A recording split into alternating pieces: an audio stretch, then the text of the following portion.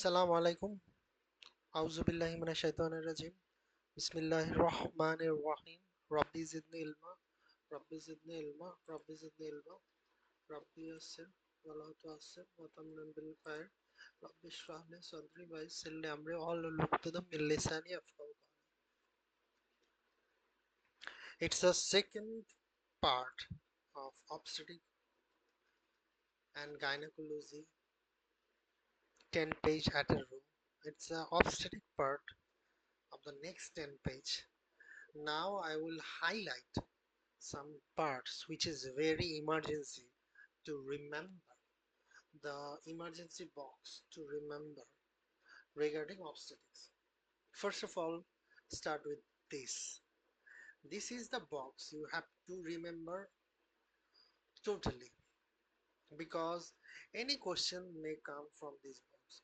Especially I will start from downwards to upwards. From 35 to 37 weeks, group B streptococcus culture should be done. And if you found intramuscular penicillin should be given to mom. So in 35 to 37 weeks of pregnancy, group B streptococcus culture should be done. In 24 to 28 weeks of pregnancy, three tests should be done: hemoglobin or hematocrit, antibody screen if Rh negative, antibody screening if Rh negative, and the last one, and last but not the least, 50 gram 1 hour glucose challenge. 50 gram 1 hour glucose challenge test. These three tests should be done in 24 to 28 weeks. So I am telling you again: hemoglobin or hematocrit, 50 gram 1 hour glucose challenge test, and antibody screen if Rh negative.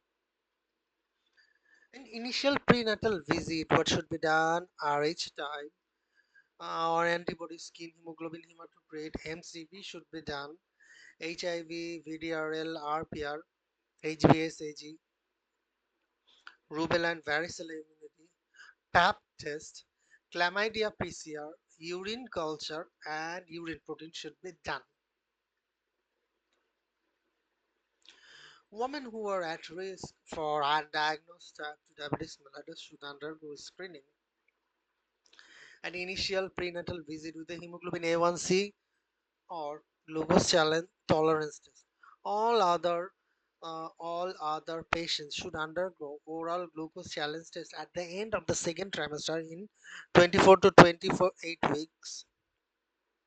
So women who are at risk of undiagnosed type 2 diabetes mellitus should do screening at initial prenatal visit with HbA1c or glucose or tolerance test.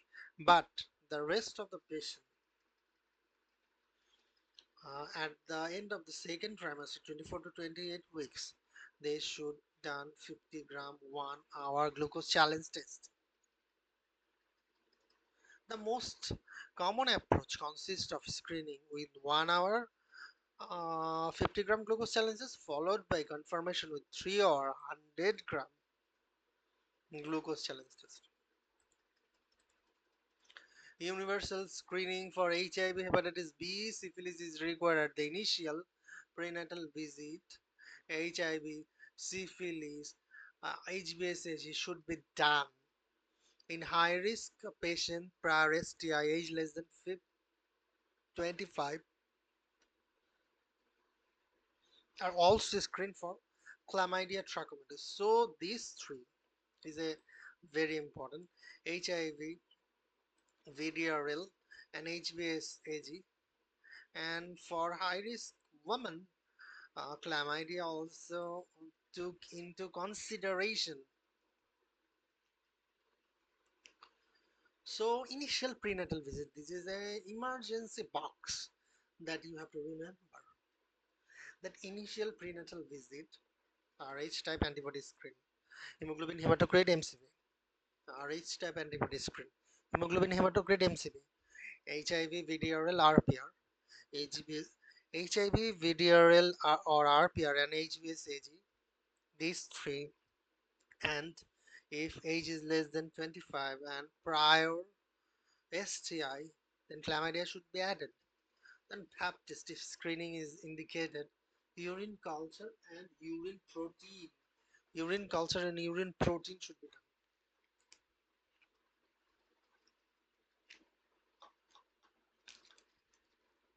Okay, in this box, this is high risk STI screening in pregnancy. For high risk STI screening in pregnancy, there are five things you have to remember: HIV, HBsAg, HIV, hepatitis B, syphilis, chlamydia, gonorrhea. So HIV for syphilis, RPR, RVDRL, and for hepatitis B, HBsAg, and gonorrhea and chlamydia. For gonorrhea, chlamydia, NAT test can be done. So these things required for screening performed at one initial prenatal visit and third trimester. Initial prenatal visit and third trimester.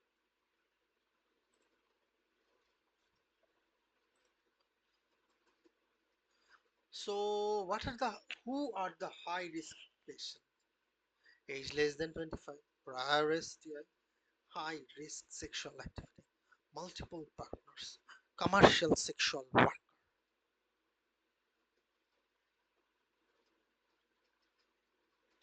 Screening for hepatitis C during pregnancy is indicated only for patients with risk factor. So, if they are IV drug abuser, if HIV status is positive, then you should do hepatitis C too. Universal screening is not recommended for hepatitis C, but if HIV positive status, IV drug abuser, you should do it. And hemoglobin electrophoresis is indicated for patients with anemia, hemoglobin less than 11 gram per deciliter in the first trimester to evaluate for hemoglobinopathies, sickle cell trait, or thalassemia. If hemoglobin is less than 11 gram per deciliter in the first trimester with no reason, then hemoglobin electrophoresis should be done because there may be underlying sickle cell trait or thalassemia. This should be ruled out. This should be ruled out. And in patients at high risk for preeclampsia, in patients at high risk for preeclampsia like type 1 diabetes, multiple gestation, a 24-hour urine collection for total protein at the initial prenatal visit establish the baseline renal function and dictates management. Delivery timing, if hypertension develops later in the pregnancy. So in patient with high risk for preeclampsia, underlying diabetes, multiple gestation, 24-hour urinary collection test for total protein at the initial prenatal visit establish baseline renal function dictates management.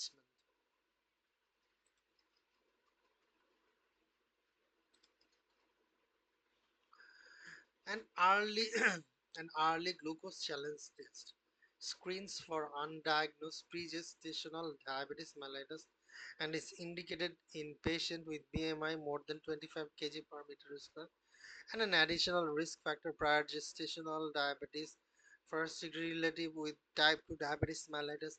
A first degree relative with prior gestational mellitus is not an indication for early testing. Vaccines during pregnancy. Which vaccines are recommended during pregnancy, which vaccine do not cause harm during pregnancy. Tdap,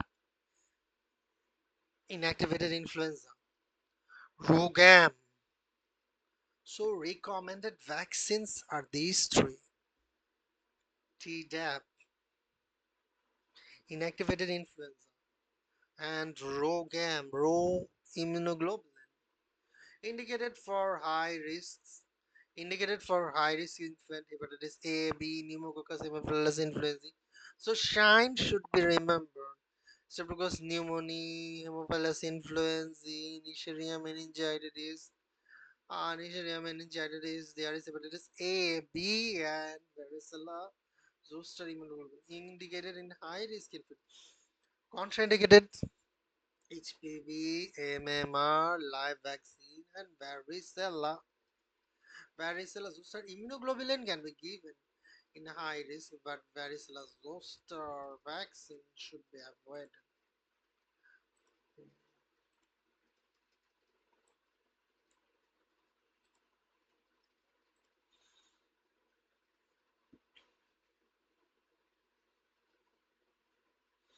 Patients without immunity are vaccinated in the immediate postpartum period with live attenuated measles, mumps, and rubella vaccine.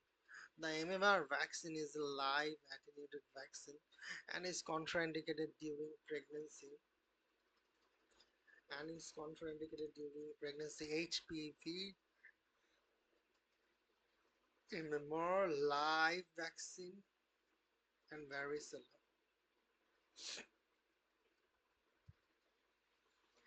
In pregnancy, Tdap, inactivated influenza, and raw immunoglobulin. And raw immunoglobulin.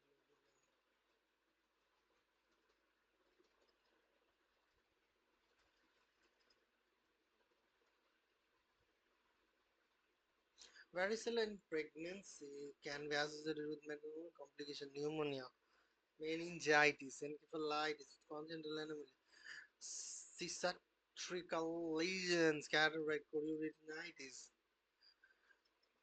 Patients who are exposed to varicella but lack of evidence of varicella immunity are treated with varicella zoster immunoglobulin administration, but vaccine should be contraindicated. So, if the patient if the patient suffering from varicella infection,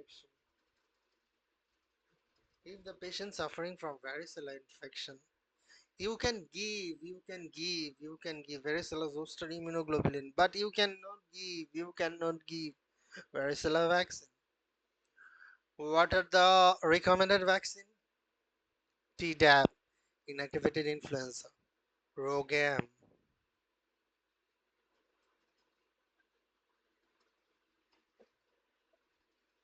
Inactivated influenza is safe every time booster while breastfeeding. It is a safe.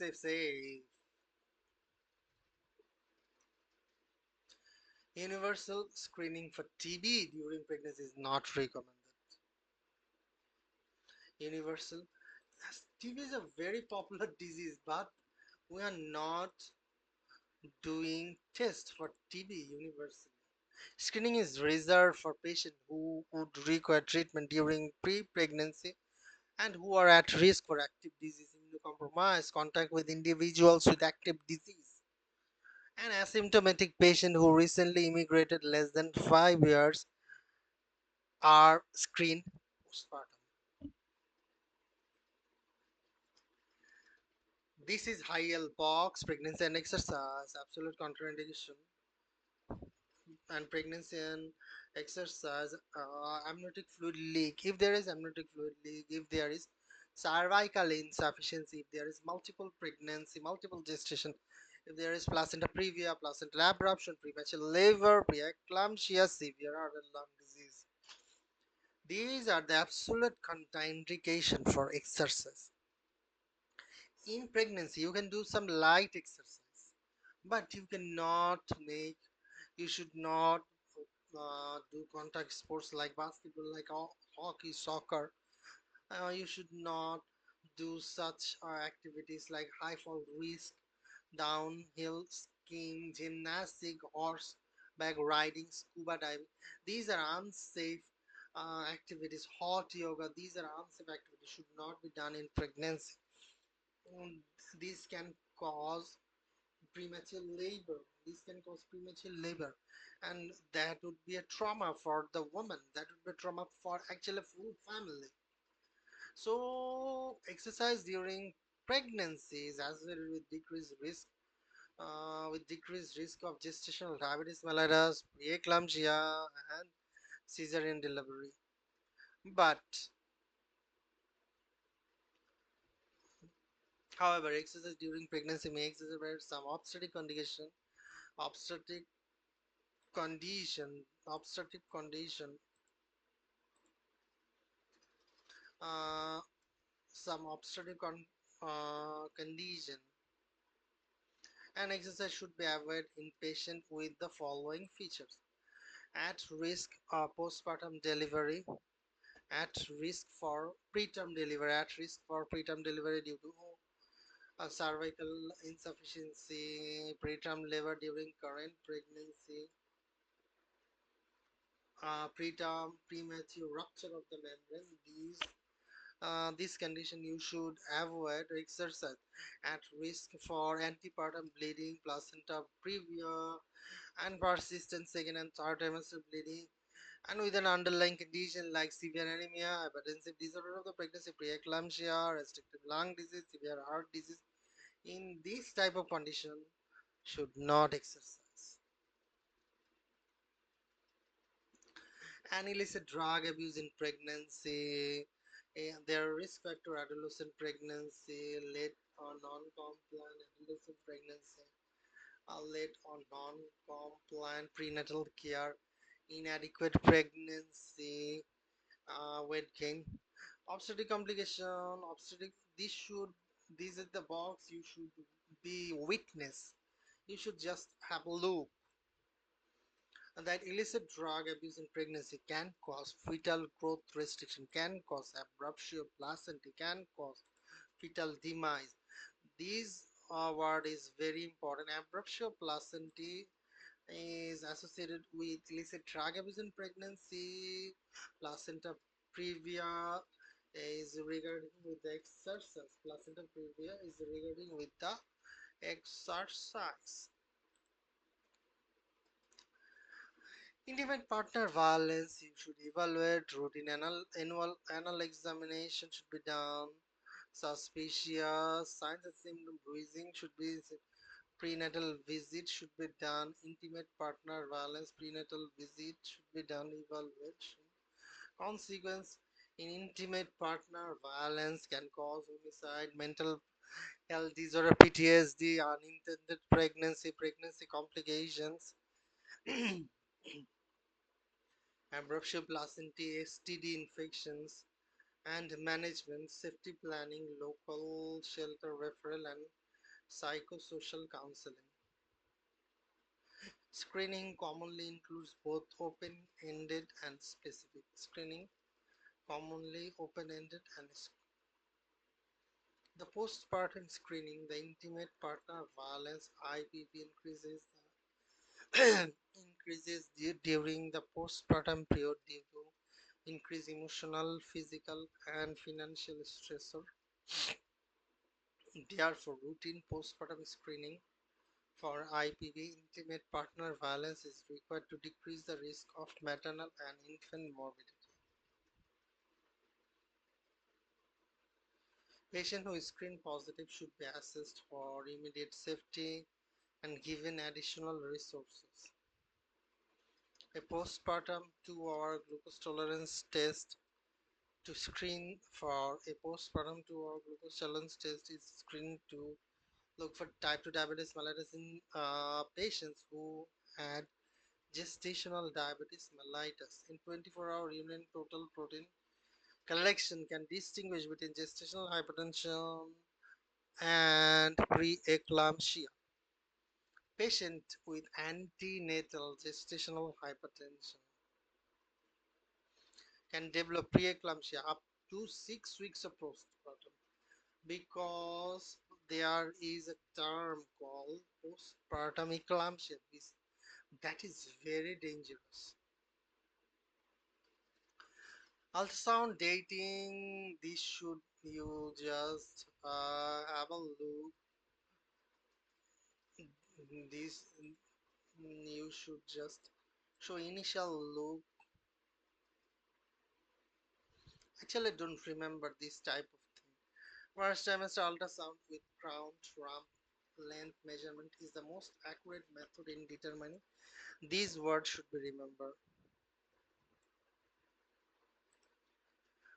First trimester ultrasound with crown crown rump length with crown rump length for 7 to 10 weeks. 3 days should be added, or 3 days should be subtracted, and for 11 to 14 weeks crown length 5 days must be added.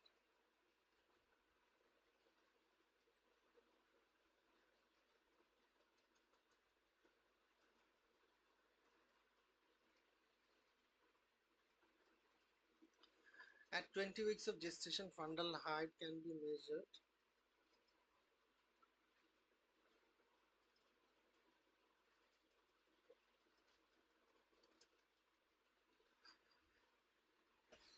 At 20 weeks of gestation, fundal height can be measured. If expected varies more than 7 days in the first trimester and more than 10 days in the second.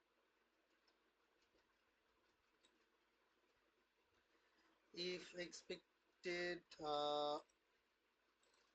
date more than 7 days.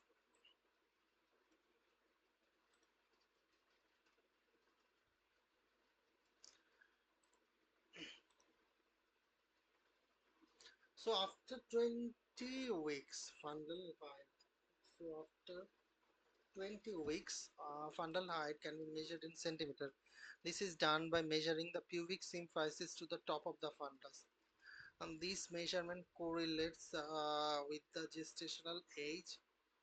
by gestational age by 3 plus 3 and minus 3 weeks. However, fundal height measurement can be confounded by leiomyomata and obesity, and is therefore less accurate than first trimester ultrasound dating. Last menstrual period is most commonly used as for expected date expected date of delivery. Estimated gestational age. It is estimated gestational age. So last menstrual period is commonly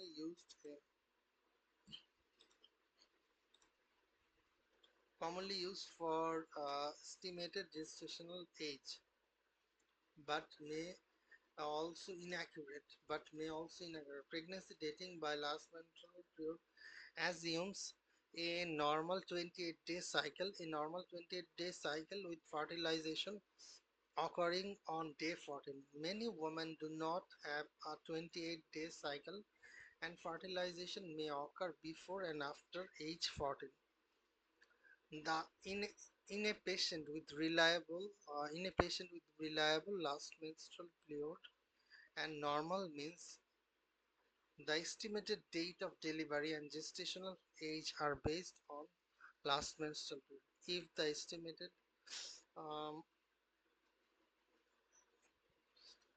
if the estimated gestational age varies more than 7 days in the first trimester and more than 10 days in the second trimester, the ultrasound estimated gestational age is used.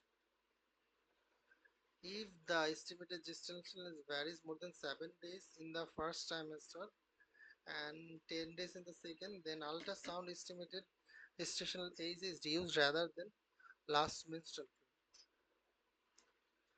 period. If last menstrual period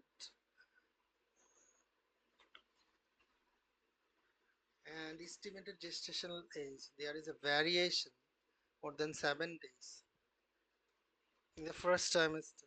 Then you should uh, take in consideration the ultrasound estimated gestation. If it is more than 10 days, then you should consider as the ultrasound of estimated gestational age. Pregnancy complicated by chronic hypertension uh, confers an elevated risk of fetal growth restriction and oligohydramnios due to uteroplacental insufficiency. This patient has normal fetal weight and amniotic fluid index. Umbilical artery Doppler ultrasound is used to monitor fetal status in pregnancies complicated by maternal hypertension or fetal growth restriction. It is not used in the evolution of decreased fetal movement. Doxylamine is a first generation antihistamine often combined with pyridoxine. Is used in preventive antiemetic hyperemesis.